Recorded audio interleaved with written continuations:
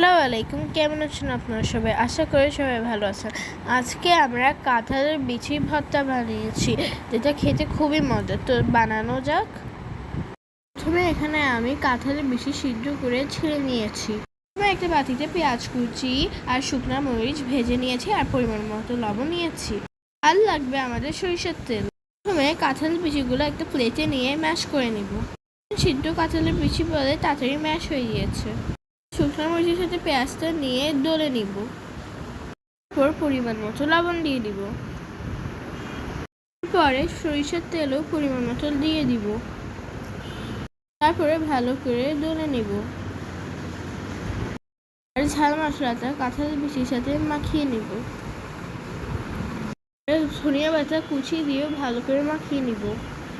আলহামদুলিল্লাহ, আমাদের কাঁঠালের বিচি রেডি। আপনারা একবার ট্রাই করে দেখবেন কত মজার। আল্লাহ হাফেজ।